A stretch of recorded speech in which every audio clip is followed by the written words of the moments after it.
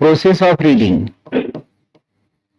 पढ़ने का जो तरीका है उस पे हमें ध्यान देना है। प्रोसेस ऑफ रीडिंग, तो पहला जो है हमें पैसेज के मेन आइडिया और सपोर्टिंग आइडिया, इनको अलग करना आना चाहिए, ठीक है ना। मेन आइडिया और सपोर्टिंग आइडिया को अलग करना चाहिए। दूसरा क्या आना चाहिए कि आपको फैक्ट और ओपिनियन में अंतर करना आना चाहिए, सही है ना। तीसरा है कि आपको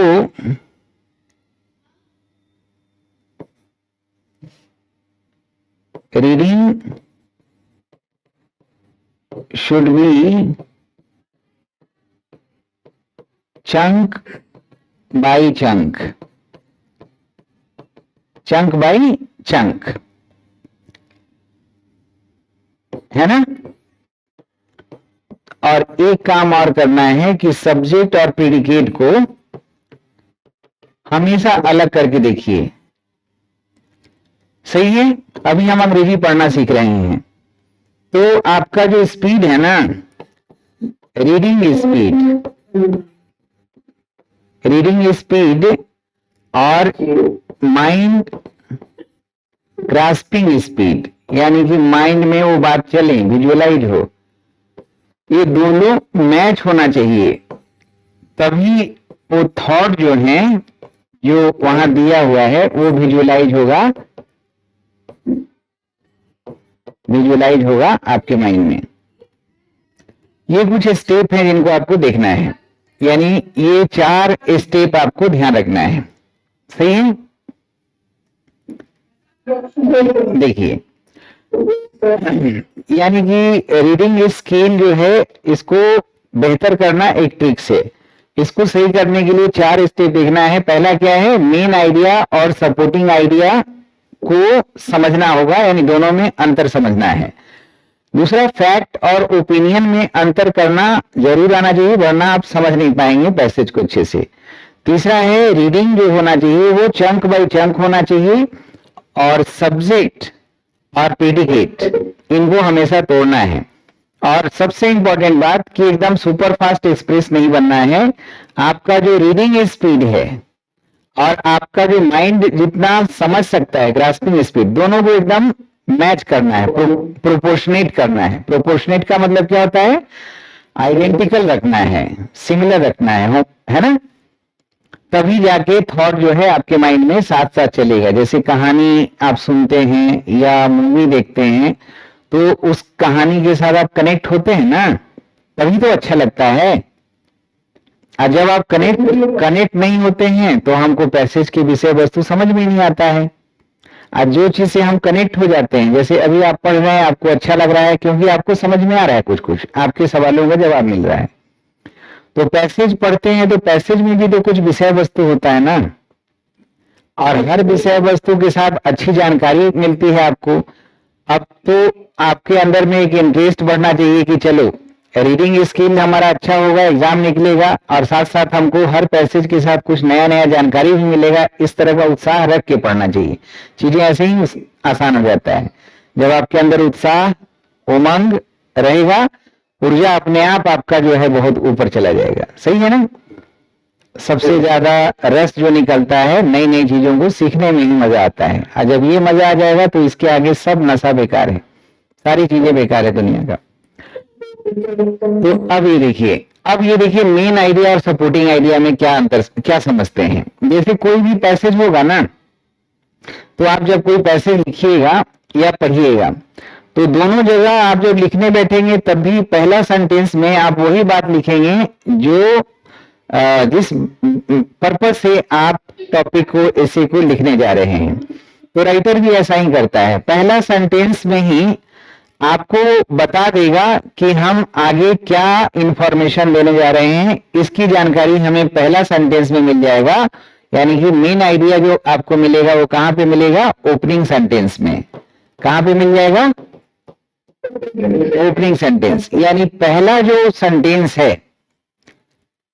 उसको बहुत फोकस होके पढ़ना है, बहुत ध्यान से पढ़ना है, बहुत सीरियस काम है पहला सेंटेंस को समझना।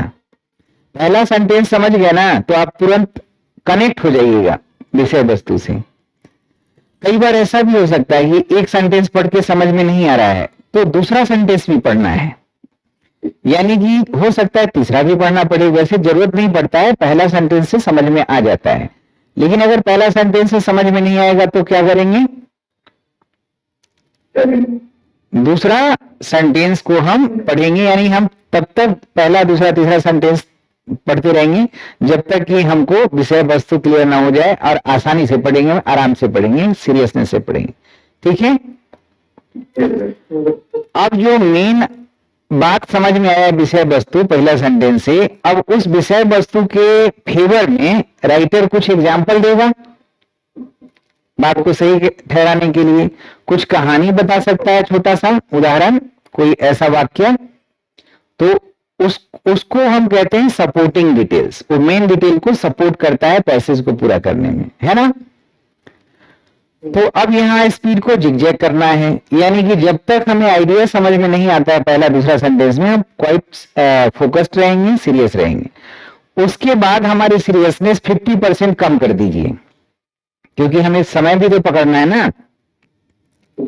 उसके बाद जो है आपको पढ़ते पढ़ते प्रैक्टिस जब हम रोज करेंगे तो आपको खुद समझ में आ जाएगा कि ये सपोर्टिंग डिटेल्स है, ये तुरंत समझ में आ रहा है, इसको थोड़ा तेजी से पढ़ के निकलो। अगर 50% भी समझ गया ना तो भी 100% सही आप जवाब कर लेते हैं, यही इसका है। लेकिन हम जो पहला सेंटेंस को जिस शिद्दत से पढ़ते हैं वैसे ही 100% समझ में आए एक एक चीज वो करने लगते हैं तो हमारा टाइम वेस्ट हो जाता है। उतना करेंगे तब तो समझ में आ जाएगा, क्योंकि छोटा तो पैसेज में जो है वो उसी को समझना है। टाइम अगर ज्यादा लेंगे तो समझ ही में आ जाएगा, लेकिन चुनौती ये है ना कि कम समय में समझना है कि नहीं। तो मेन डिटेल और सपोर्टिंग डिटेल्स को आपको मतलब समझ में आया, क्या स्ट्रेटजी होना चाहिए समझ में आ रहा है। अब दूसरा है फैक्ट और ओपिनियन। तो ओपिनियन आप तभी एक्सप्रेस कर पाएंगे जब एडजेक्टिव का प्रयोग करेंगे, एडवर्ब का प्रयोग करेंगे या मोडाल्स हेल्पिंग वर्ब का प्रयोग करेंगे। इसी से ओपिनियन हम दे पाएंगे, इसके बिना हम ओपिनियन नहीं दे पाते हैं। और ओपिनियन होता है दो, एक होता है पॉजिटिव ओपिनियन और एक होता है नेगेटिव ओपिनियन, है ना। पॉजिटिव है मतलब ऑप्शन में रहेगा, पॉजिटिव है मतलब ऑप्टिमिस्टिक है, सैंग्विन है ना। और नेगेटिव है मतलब क्रिटिकल है, पेसिमिस्टिक है, काइनिकल है, स्केप्टिकल है। ऐसे वर्ड आपको मैं बताऊंगा, या मोडाल्स भी लिखा रहेगा। जैसे अगर हम कह रहे हैं कि भारत एक देश है, इसमें हमने कोई एडजेक्टिव एडवर्ब मोडाल्स का प्रयोग नहीं किया है। भारत एक देश है, एक फैक्ट है ना। लेकिन अगर मैं कहता हूं कि भारत एक अच्छा, महान, ईमानदार, मेहनती देश है, तो इसमें हमने 3 एडजेक्टिव यूज किया ना, अच्छा, ईमानदार, मेहनती। तो आप मेरे ओपिनियन तक पहुंच गए ना, ओपिनियन तक पहुंच गए कि मेरा जो ओपिनियन है बोलने और लिखने वाले का वो पॉजिटिव है भारत के लिए। और अगर हम कहें कि भारत के बारे में ऐसा बोलना नहीं चाहिए, लेकिन हम बोल रहे हैं कि भारत जो है बहुत ही गरीब देश है, यहाँ पे अनैतिकता भी बहुत ज्यादा भरा हुआ है, सारी एजेंसी भारत में खराब है। मतलब हम यहाँ भारत के बारे में अच्छा बोल रहे हैं या निगेटिव हमारा है, क्रिटिकल सोच है, पेसिमिस्टिक सोच है कि नहीं। तो ये सोच निगेटिव ओपिनियन की पॉजिटिव ओपिनियन, ये डिफरेंशिएट कौन कर रहा है, एडजेक्टिव का चुनाव या एडवर्ब हम कर सकते हैं। अगर हम कह रहे हैं India is doing its work honestly, या India is doing her work honestly and diligently, तो इंटेलिजेंटली एंड ऑनेस्टली बोल रहे हैं, डिलीजेंटली बोल रहे हैं, तो ये सब पॉजिटिव है एडवर्ब का प्रयोग करके। और यही अगर हम कह रहे हैं कि इंसॉल्वेंटली कर रहा है, केयरलेसली कर रहा है, तो हम एडवर्ब का प्रयोग भी कर सकते हैं, मोडाल्स भी कर सकते हैं कि India should do this, convincing way में बात कर रहे हैं। इंडिया शुड नॉट मतलब ये क्रिटिकल हो गया, निगेटिव हो गया। तो हम ओपिनियन, जो पॉजिटिव और नेगेटिव ओपिनियन, इन्हीं तीन के माध्यम से समझ पाएंगे। इन पे हमारा खास फोकस रहना चाहिए। तो इस पे फोकस रहेंगे तो राइटर का जो कोई बात कहने का जो टोन है ना, वो आपको एकदम क्लियर हो जाएगा, है ना। और अगर एडजेक्टिव एडवर्ब का प्रयोग नहीं किया गया है तो राइटिंग जो किया है, खाली फैक्ट्स दिया है, तो राइटर वहां पे क्या है, न्यूट्रल है ना। न्यूट्रल है मतलब डिसइंटरेस्टेड है, किसी के पक्ष में कुछ बात नहीं कर रहा है। डिसइंटरेस्टेड है मतलब अनबायस्ड है, अनबायस्ड है, निष्पक्ष है, अनप्रेजुडाइज्ड है। क्या है, अनप्रेजुडाइज्ड है, इम्पार्शियल है। इम्पार्शियल का मतलब भी क्या होता है, निष्पक्ष। तो फैक्ट और ओपिनियन में अंतर आना चाहिए। एडजेक्टिव एडवर्ब ये सब का प्रयोग नहीं हुआ मोडाल्स का मतलब कि वो फैक्ट है, और जहां प्रयोग हुआ है वो ओपिनियन है। और अच्छा है कि बुरा ओपिनियन है, आपको एडजेक्टिव देख के पता चल जाएगा, है कि नहीं। क्लियर है, ये जरूर आना चाहिए, वरना रीडिंग का हम बेसिक्स भूल जाएंगे। अगला है चंक बाय चंक हमको पढ़ना है। चंक का मतलब होता है बड़ा टुकड़ा, है ना। जैसे हम यहाँ सब्जेक्ट को प्रेडिकेट में अलग करना पहला दिन से सीख रहे हैं ना, कि सब्जेक्ट को अलग करो और प्रेडिकेट को अलग करो। ये खास करके जरूरी होता है एरर बनाने के लिए, सेंटेंस इंप्रूवमेंट और फिलिंग द ब्लैंक्स। क्योंकि आप जो प्रेडिकेट में सारी जानकारी इसके बारे में है, तो सारी जानकारी को मैच करना पड़ता है ना, सब्जेक्ट के हिसाब से कोऑर्डिनेशन बनाना पड़ता है ना। तो जैसे सब्जेक्ट और प्रेडिकेट को चंक्स में तोड़ रहे हैं, उसी प्रकार सेंटेंस में बहुत सारे फ्रेजेज होते हैं ना। जैसे इसके पहले देखो, अब जैसे ये छोटा सा सेंटेंस है, तो यहाँ पे एक ये चंक हो गया, सब्जेक्ट पे फोकस है। आई एम गोइंग, ये हमारा वर्ब फ्रेज हो गया। ऑन फुट, ये हमारा एडवर्ब फ्रेज हो गया। ऑन मंडे, ये हमारा एडवर्ब फ्रेज हो गया। ये तो शब्द है, ये फ्रेज हो गया। तो ऐसे करके आपको वाक्य में नाउन फ्रेज भी मिलेगा। नाउन फ्रेज के लास्ट में नाउन होता है, उसी प्रकार एडजेक्टिव फ्रेज के लास्ट में एडजेक्टिव होता है, एडवर्ब फ्रेज के लास्ट में एडवर्ब होता है। तो ऐसे करके जब हम ग्रामर क्लास पढ़ते हैं तो हम वर्ड फ्रेज क्लाउज को पहचानना सीखते हैं, और वही काम आता है हमारा हर प्रयास जो करते हैं सवाल को सही करने में, चाहे रीडिंग हो या बाकी ग्रामर बेस्ड क्वेश्चन हो। हमें तो लगता है सब कुछ ग्रामर बेस्ड ही है, यही सही है। तो इस तरह से चंक्स में तोड़ने की आदत बनानी होगी, जो हम आपको सिखाएंगे अभी। अब शुरू करें हम लोग। और एक इंपॉर्टेंट बात जो हमने यहाँ पे बोलना भूल गए, वो ये, सॉरी कहाँ, देखिए इंपॉर्टेंट बात ये है कि आपका स्पीड बिल्कुल फास्ट नहीं करना है, स्लो नहीं करना है। आपको अपना उस हिसाब से पढ़ना है, कहीं फास्ट भी पढ़ना है, कहीं स्लो भी पढ़ना है। रीडिंग स्पीड मतलब आपका माइंड जैसे अलाउ करेगा उस हिसाब से पढ़ना है आपको शुरुआत में। ये शुरुआत के लिए बहुत जरूरी है, ठीक है। अब एक पैसेज बनाएं।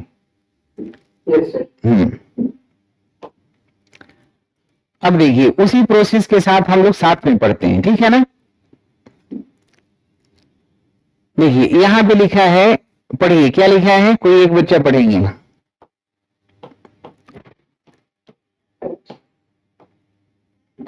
पढ़िए योगिता। हाँ कोई पढ़िए, हाँ पढ़िए जर्मनी, हाँ हाँ हाँ कंडीशन, हाँ देखिए मैंने चंक में तोड़ा है, पता है। आप जरा इस चंक के अनुसार पढ़ने की कोशिश करिए।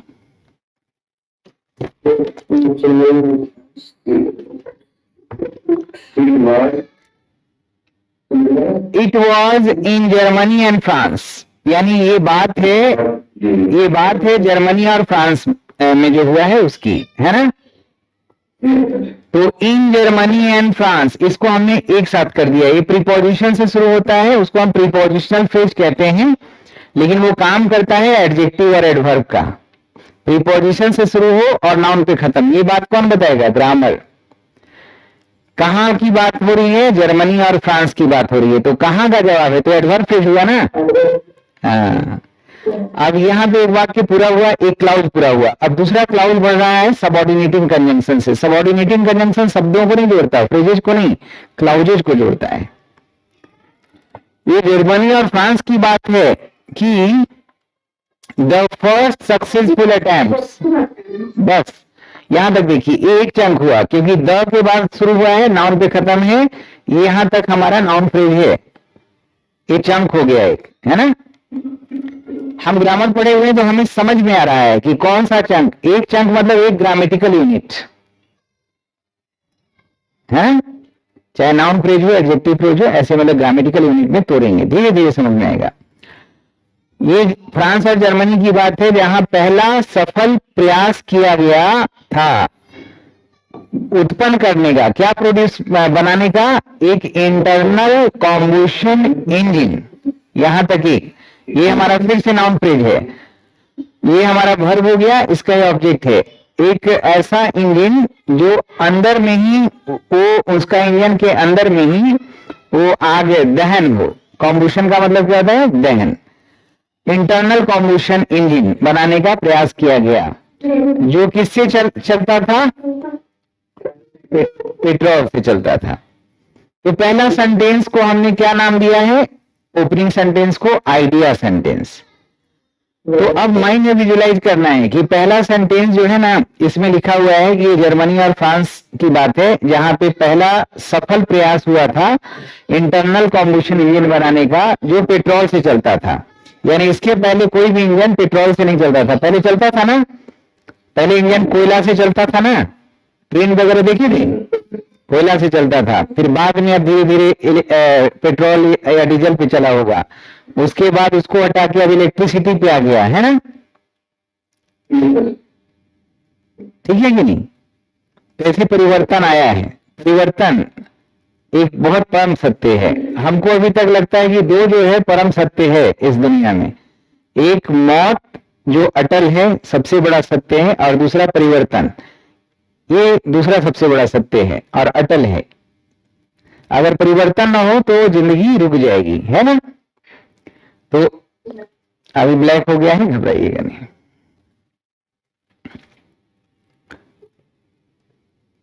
हाँ,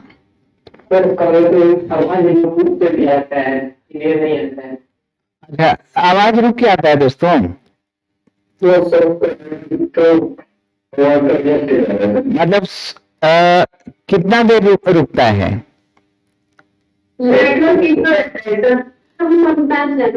हाँ, वो कभी कभी नेटवर्क इशू की वजह से होता है, उसमें ऐप में कोई खराबी नहीं है, ठीक है ना।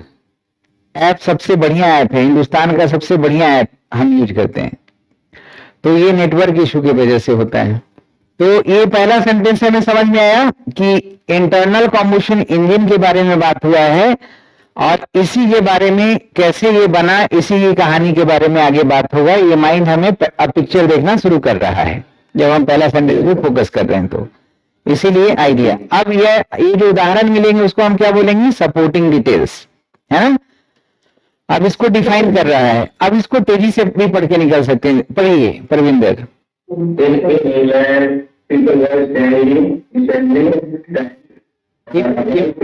आराम से पढ़िए, कोई जल्दीबाजी नहीं है, हमारे पास बहुत टाइम है, पूरा रात पढ़ सकते हैं। देखो ऐसे पढ़ना, in England people were strangely timid about horseless vehicles. यानी इंग्लैंड में लोग जो थे ना, बड़ा ये आश्चर्यजनक बात है, विचित्र बात है कि वो लोग ना बहुत डरे हुए थे। टिमिड का मतलब डर। तो अंग्रेज जो लोग थे इंग्लैंड में, और ये कहानी तो जर्मनी फ्रांस में ही हुआ था ना, ये जो इंटरनल कॉम्बशन बना था वो यहाँ बना था, लेकिन इंग्लैंड के बारे में यहाँ बात हो रहा है कि इंग्लैंड के लोग बहुत ज्यादा डरे हुए थे हॉर्सलेस व्हीकल्स, यानी पेट्रोल से चलने वाला इंजन होगा, यानी हॉर्स की जरूरत ही नहीं होगी। तो हॉर्सलेस व्हीकल्स यानी कि ऐसा व्हीकल्स भी अब चलेगा दुनिया में जिसको पहले कभी नहीं हुआ था, अनप्रेसिडेंटेड है। पहले तो लोग देखे थे कि हॉर्स से ही, पहले बग्घी से चलते थे ना, टांगा से कहीं जाना होता था तो टांगा से चलते थे, पहले देखे होंगे पहले के मूवी में। अब पहला बार जब एक इंजन बना, यानी कारवार बना होगा, स्कूटर बनेगा, कुछ बनेगा, तो बिना घोड़ा का चलेगा। तो इस बात के लिए ये लोग बहुत डरे हुए थे। जैसे भारत में पहला बार ट्रेन आया था तो लोग नहीं डरे थे कि ट्रेन में नहीं चढ़ेंगे। अभी लोग, बहुत सारे लोग एरोप्लेन पे नहीं चढ़ते हैं, कुछ लोग बोट पे नहीं चढ़ते हैं। तो नई चीजों को स्वीकार करने में टाइम लगता है। सही है। तो ये स्थिति बता रहा है राइटर कि अंग्रेज लोग क्या सोचते थे। हाँ, हॉर्सलेस व्हीकल्स कैसे होगा भाई, बड़ा डर लगता था। तो ये सारी चीजें ना विजुलाइज करना है। हम लैंग्वेज सीख रहे हैं जो हमको जिंदगी भर काम आएगा। तो हमें सीखना है कि किस तरीके से हम थॉट प्रोसेस को डेवलप करें, जो पढ़ रहे हैं वो थॉट यहाँ बनना शुरू हो, और हम कुछ आगे दूर तक विजुलाइज करें। अब यहां से पढ़िए अगला वाक्य, इंग्लिश इन्वेंटर्स। इंग्लिश इन्वेंटर्स मतलब अंग्रेज आविष्कारक।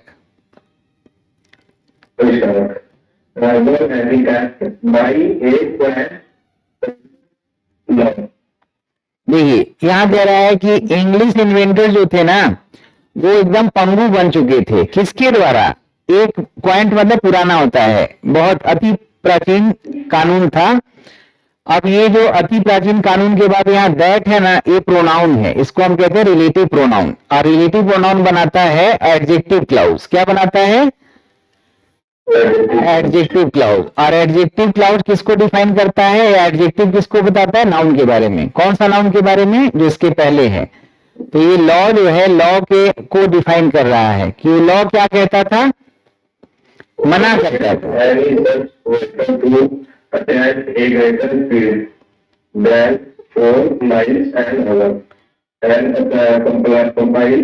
कंपेल, हाँ,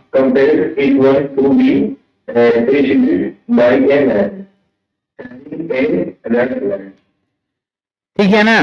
तो अब यहाँ कह रहा है कि अंग्रेज लोग के कल्पना से बाहर था, यानी कि यूरोप में जो ये काफी डेवलपमेंट जो है, जर्मनी बहुत आगे था इंग्लैंड की तुलना में, खास करके मोटर कार्स में था ही। तो इंग्लिश के जो आविष्कारक भी थे ना, वो उनका भी दिमाग एकदम बंद हो गया था, एकदम पंगु हो गए थे। क्योंकि वहां पे एक नियम था, उस नियम के अनुसार वो कहता था नियम कि ऐसा कोई व्हीकल, ऐसी कोई गाड़ी बन ही नहीं सकती जिसका स्पीड 4 मील प्रति घंटा से ज्यादा हो, ऐसा बन ही नहीं सकती। और वही नियम ना मजबूर कर रहा था कि सब लोग ना यही जो तांगा की सवारी करने को ही बेस्ट ऑप्शन मान रहे थे। आगे पढ़िए।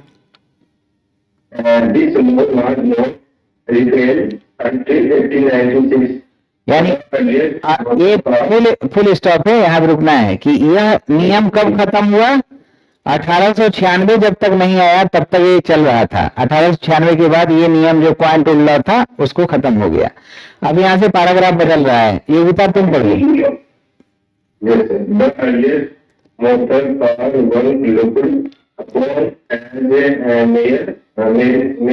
मियर जोक्स, हाँ,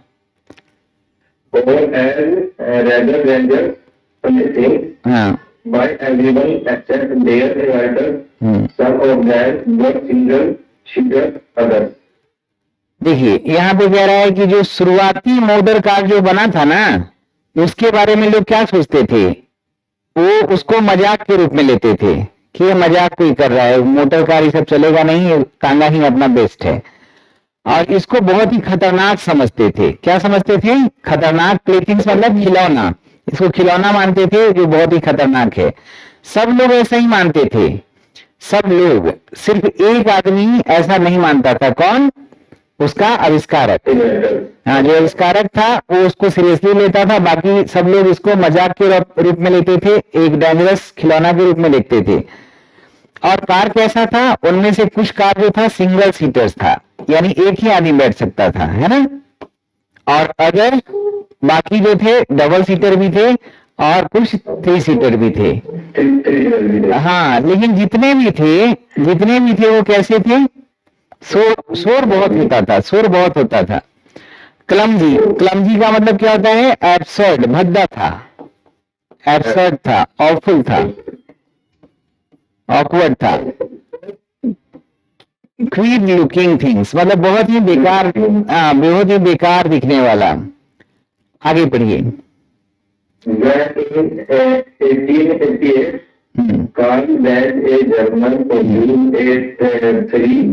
हाँ, अब एक बार मैं यहाँ रुकना चाहूंगा। देखिए, फुल स्टॉप के बाद लिखा हुआ है ना 88 और कॉमा लिखा हुआ है ना, तो ये समय बता रहा है, तो ये क्या हो गया, एडवर्ब।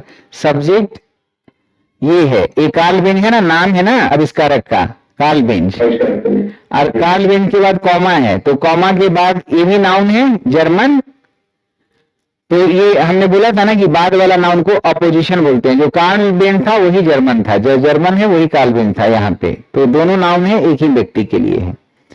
तो कार्ल बेंज जो जर्मन था उसने प्रोड्यूस किया था थ्री व्हील, यानी 3 चक्का से चलने वाला है, और इंटरनल कॉम्बशन कार, और वो अंदर में ही सब दहन होता था उसका फ्यूल, बाहर में नहीं दहन होता था। जैसे हाँ, आगे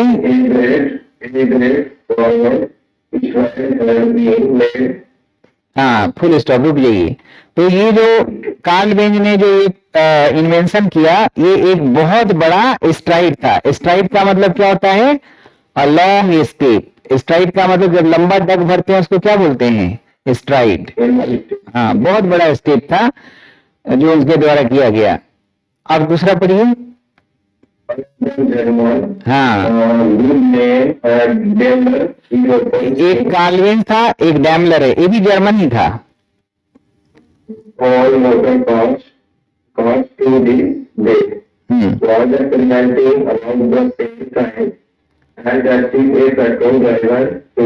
हाँ, तो एक और फैक्ट यहाँ डाल दिया कि कार्ल बेंज तो किए ही थे, उनके अलावा एक और जर्मन था जिसका नाम डैमलर था, वो भी टेस्ट कर रहा था, एक्सपेरिमेंट कर रहा था पेट्रोल से चलने वाले इंजन पे। अगला पैराग्राफ।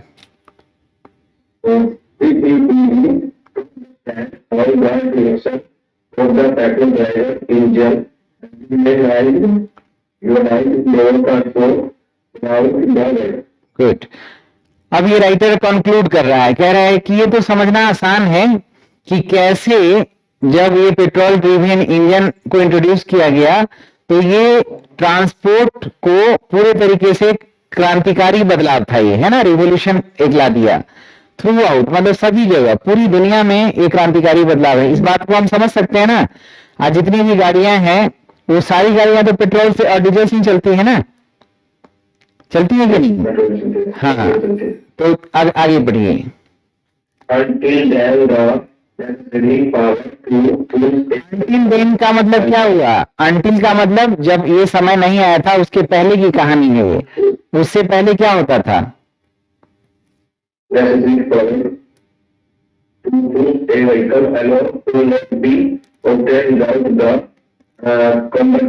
टैंक्स सीरीज बन रहा है, cumbersome tanks, boilers, furnaces, steam engine.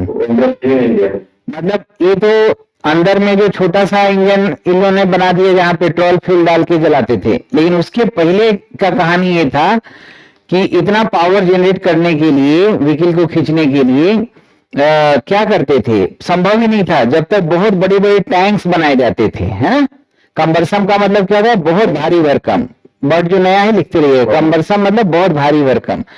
उसमें कोई चीज पानी वगैरह को उबालने वाला होता था, बॉयलर्स, बाष्प से भी तो चलता था ना इंजन, बॉयलर्स होता था, बहुत बड़े बड़े भट्टी होते थे, फर्नेसेज होते थे, स्टीम इंजन पहले चलता था ना। पेट्रोल इंजन के पहले कौन सा था इंजन, स्टीम इंजन। तो बाष्प से चलना था तो फर्नेसेज की जरूरत होती थी, बॉयलर्स की जरूरत होती थी, बड़े बड़े टैंक्स, कम्बरसम टैंक की जरूरत होती थी।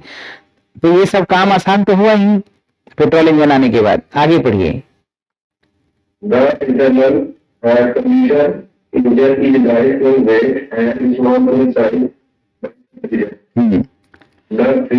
यहाँ तुलना कर रहा है कि इंटरनल कॉम्बशन इंजन जो है वजन में हल्का था ना, ये सबसे तो हल्का ही था, और साइज में भी छोटा था जब कंपैरिजन करिएगा तो, और फ्यूल जो ईंधन जो जलता था वो अंदर में ही जलता था, बाहर में कोई उसका धुआं और आग या फिर ये डस्ट वगैरह नहीं आता था। So that there is no waste, उसका कोई वेस्ट नहीं होता था। जैसे कि मतलब ये स्टीम इंजन में होता था, डस्टी सिंडर्स, ये जो छोटे छोटे जो कण आग के उड़ते हैं ना बाहर में, कोयले की आग से, वो सब ऐसा नहीं होता था। तो इसको पढ़ा आपने, तो आपको एक बात पता चला ना कि सबसे पहले पेट्रोल इंजन जो बनाने वाला देश कौन सा था? जर्मनी। जर्मनी में चल रहा था, जर्मनी में। और वहां का जो इन्वेंटर था वो कार्ल बेंज था, और कार्ल बेंज के साथ साथ एक और एक्सपेरिमेंट कर रहा था उसी टाइम में, डैमलर। और इंग्लैंड के लोग जो अपने आप को बहुत मॉडर्न कहते हैं, वो लोग भी इसके बारे में बहुत पॉजिटिव नहीं थे, इसको बहुत खतरनाक और बेकार समझते थे, है ना, मजाक के रूप में। हाँ, तो ये पूरा पैसेज है। तो ये सब कहानी, पहला जो है पेट्रोल इंजन के बारे में बात हुआ था ऊपर में, और उसके बाद जितने भी उदाहरण हैं वो क्या है? सपोर्टिंग डिटेल्स थे, है ना, है ना। और एडजेक्टिव का यूज किया है ना कि क्यूर लुकिंग था, एब्सर्ड था, ऑफुल था, नॉइजी था, क्लमजी था। तो ये एडजेक्टिव से थॉट पता चल रहा है कि अंग्रेज लोग क्या सोचते थे। अब जरा प्रीफ्रेजिंग करिए। प्रीफ्रेजिंग का मतलब क्या होता है? प्रीफ्रेजिंग करना का मतलब होता है कि बिना ऑप्शन देखे अपने मन में ही पहले जवाब ढूंढ लेना है। How did most people regard early motor cars? कैसे? How did most people regard early motor cars? कैसे सारे लोग देखते थे मोटर्स कार को? शुरुआत में जब मोटर कार्स बना था तो उसके बारे में लोग क्या सोचते थे? राइटर ने आपको क्या बताया था कि उसको मजाक के रूप में लेते थे, उसको डेंजरस प्लेथिंग समझते थे, है ना। तो सवाल समझना है, क्या पूछ रहा है? हाउ पूछ रहा है कि व्हेन पूछ रहा है कि वेयर या व्हाई? तो आंसर हमें पहले से दिमाग में आ गया था। Not better than the horse, comparison नहीं किया गया है। अ मियर जोक और एज रेदर डेंजरस प्लेथिंग्स, ये ठीक है ना। तो ये वाला सही है, बाकी ऑप्शंस इरिलीवेंट है।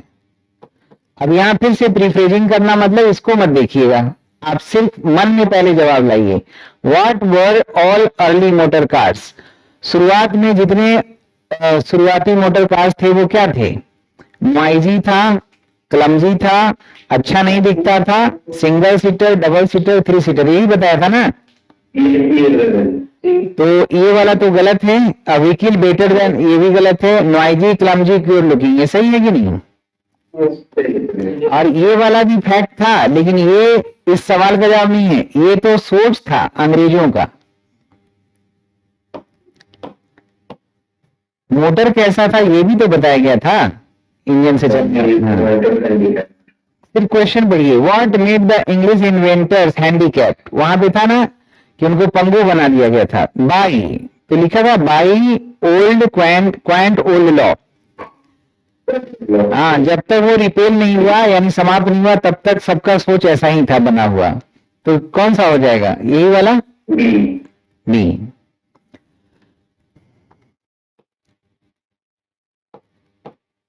अगला देखिए, रिपेल का मतलब बताना है। तो रिपेल का मतलब क्या होता है? नष्ट करना, एब्रोगेट करना।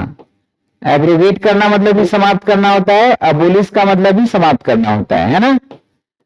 तो उस नियम को रिपेल किया गया, तो रिपेल किया गया मतलब समाप्त किया गया।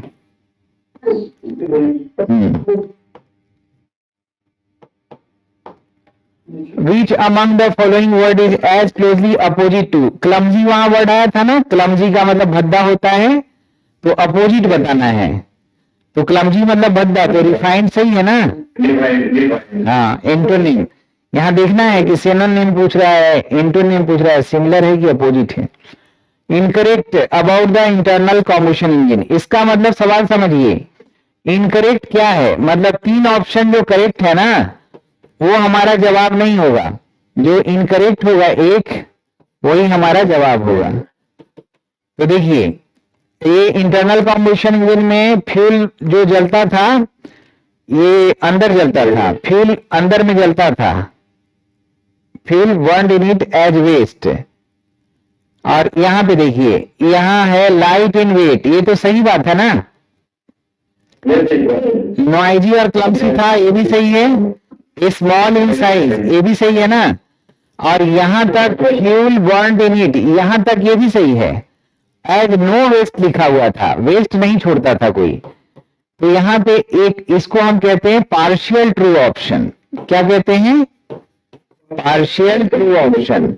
इसका मतलब ये हुआ कि आधा सच और आधा झूठ। यहां एकदम बच्चा बोलेगा कि ये तो बिल्कुल सही है, इसका वजन तो हल्का होता था, क्लमजी और नॉइजी भी था। अच्छा एक minute, what is incorrect about the internal combustion?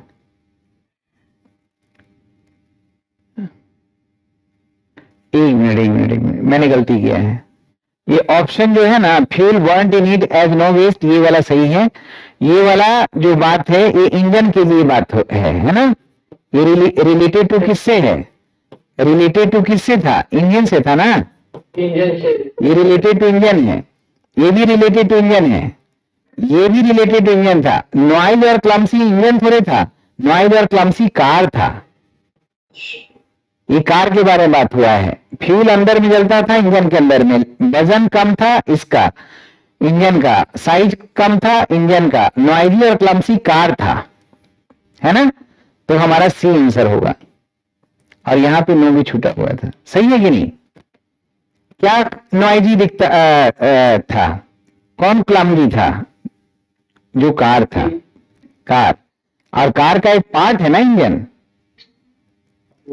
तो कार के बारे में भी जानकारी दिया है थोड़ा सा, और इंजन के बारे में जानकारी। तो सवाल को समझना है, यहां इंजन के बारे में पूछ रहा है। किसके बारे में? इंजन के बारे में, कार के बारे में? इंजन के बारे में पूछ रहा है। चलिए, तो इतना समझ में आया बच्चों? हाँ, रीडिंग स्किल अब हम लोग फ्राइडे को फ्राइडे करेंगे, और एक दो बार अभी बताएंगे, बीच बीच में भी जहां मौका मिलेगा करवा देंगे।